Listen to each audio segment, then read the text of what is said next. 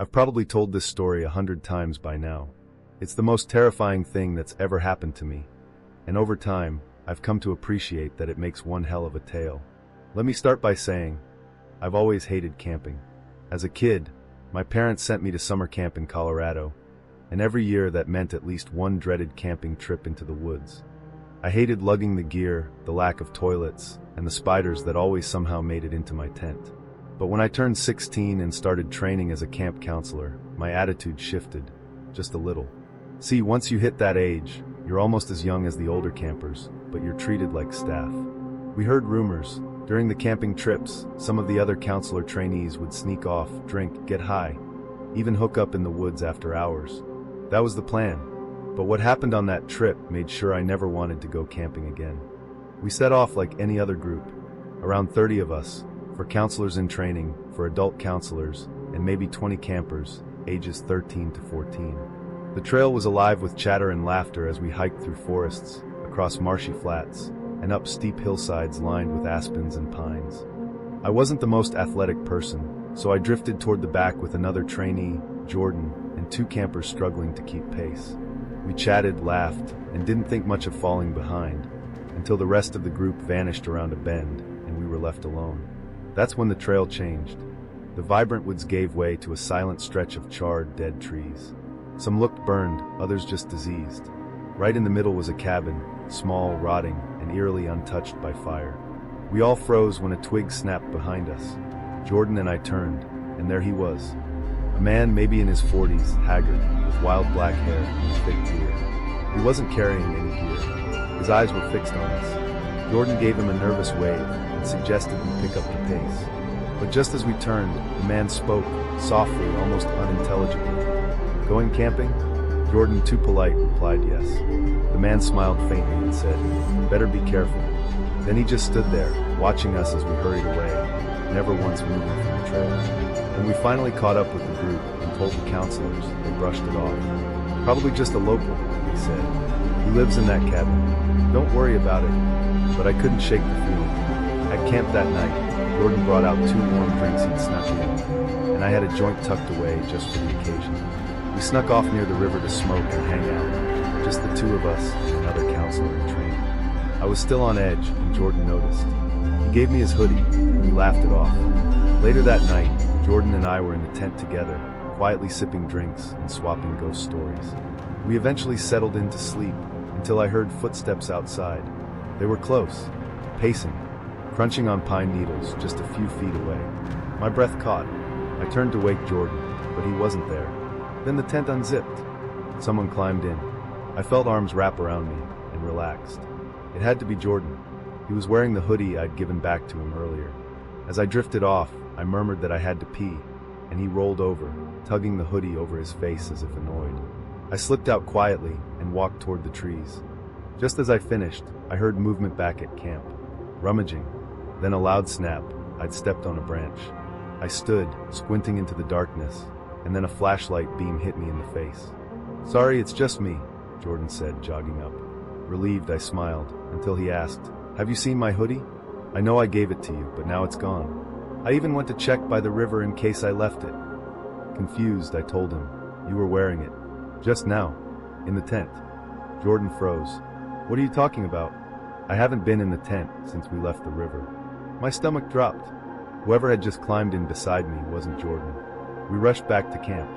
Jordan turned on his flashlight and held it against the tent's wall, revealing a shadow, the silhouette of a man lying still inside. We ran, screaming. The adult counselors finally responded after we pounded on their tents, but by the time we all returned, the man was gone. The tent was unzipped, our things scattered. The police were called. No one slept. At sunrise, armed counselors escorted us back to camp. On the way, we found Jordan's hoodie tied to a tree branch like a marker. We left it there. I can't prove the man from the trail and the one in our tent were the same. But I remember that face, and the terror of that night hasn't left me since. Last weekend, I went on a solo hiking trip in the mountains. It's something I do often, get away from the noise, clear my head, and just be in nature. But this trip turned out to be unlike any other. I had planned for a 3-day hike along a relatively remote trail, the kind where you don't see many people, if any. The first day was uneventful. I set up camp by a creek, and it was peaceful. Too peaceful, really. There was no wildlife, no sound of birds or animals, not even wind rustling the trees. It was as if the forest was holding its breath. That night, things started to feel off. I had just finished eating dinner and was sitting by the fire when I noticed it. A figure barely visible in the dark, just standing at the edge of the tree line. At first, I thought it was a trick of the light, but then I saw it again, a shape unmoving, staring in my direction. I tried to brush it off, telling myself it was probably a hiker or a shadow from the trees. But something in my gut told me otherwise. The figure didn't move, didn't shift its weight. It was just still. I decided to go to bed early, hoping sleep would clear my mind. But I didn't sleep. I kept hearing footsteps around my tent, slow, deliberate steps that circled me, one after another. I lay there, frozen, listening. Every once in a while, I'd hear something just outside, like a branch snapping or the softest whisper of wind. But there was no wind. The trees were completely still. It was almost like something, or someone was watching me. The next morning, I hurriedly packed up my tent and started the next leg of my hike, eager to put the night behind me. But as I walked, I started noticing strange things. The trail didn't seem right. The markers were further apart than I remembered, and the landscape felt unfamiliar, though I had been on this trail before. By the time I stopped for lunch, I realized something even stranger. I'd been walking for hours and hadn't seen a single animal. No squirrels, no birds, nothing. It was unnervingly quiet. And to make matters worse, my phone had lost all signal, even though I'd had service earlier in the morning. I felt like I was walking in circles. I tried to retrace my steps, but the path didn't match up. It was like the forest had changed, like the trail I knew had disappeared. At that point, panic started creeping in. I wasn't lost per se, but I felt trapped, like something was guiding me away from the path I should have been on. That night, I found a small clearing and set up camp again. I wasn't far from the trail, but I couldn't shake the feeling that I was being followed. The shadows felt thicker, the air heavier, and then in the dead of night, I heard it again, footsteps. But this time, they were much closer, moving in and out of the trees, circling my camp. I bolted out of my tent, armed with only a flashlight and my instincts. The forest was completely still, but as I stood there, scanning the darkness, I saw it. A faint figure, a shadow, just at the edge of the trees. It looked like a person, but their outline was all wrong. Their movements were unnatural, jerking and twitching in ways that made my skin crawl. That was when I realized I had to leave. I grabbed everything and hiked out of there as fast as I could, practically running in the dark, not stopping until I reached the trailhead hours later. Since I've been back, I haven't been able to shake the feeling that something followed me. I've checked my gear for any signs of tampering, but everything's fine. Still, every time I go into the woods now, I feel like I'm being watched. It's not the kind of thing you can just forget. I don't think I'll be going back to that trail anytime soon. We were out on a weekend camping trip, just me and 3 close friends, deep in the forest, miles from the nearest town. We found this strange little clearing surrounded by thick woods, and decided it was the perfect spot to set up for the night. The air was crisp, the sky was clear, and we had no cell signal. Honestly, that part made it feel more like an adventure. After setting up our tents and building a fire, we spent the evening telling stories, grilling food, and passing around a bottle of something strong.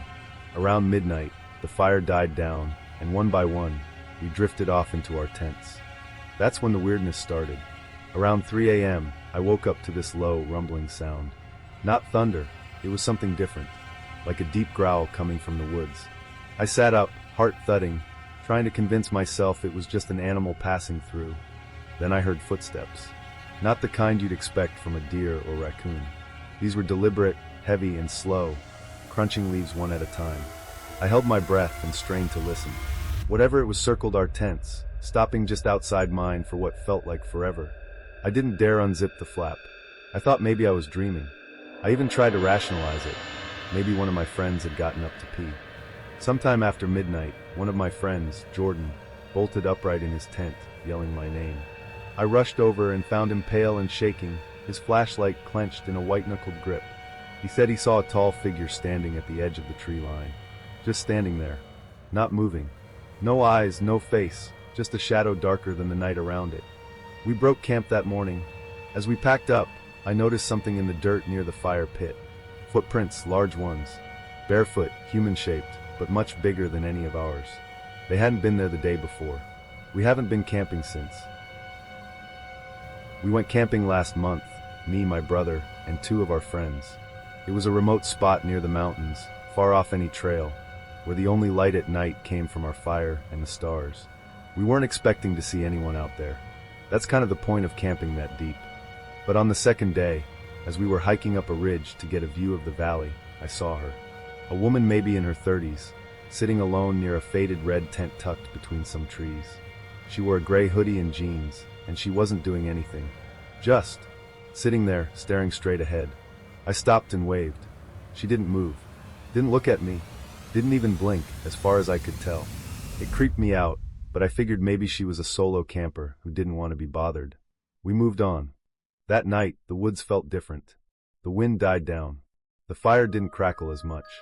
We all got quiet around the fire for no real reason, like something was listening. Then around 2 a.m., I woke up sweating. My tent felt like it was boiling, even though the air outside had dropped below 50. I unzipped the flap and stepped out to cool off, and that's when I saw her again. She was standing at the edge of the trees.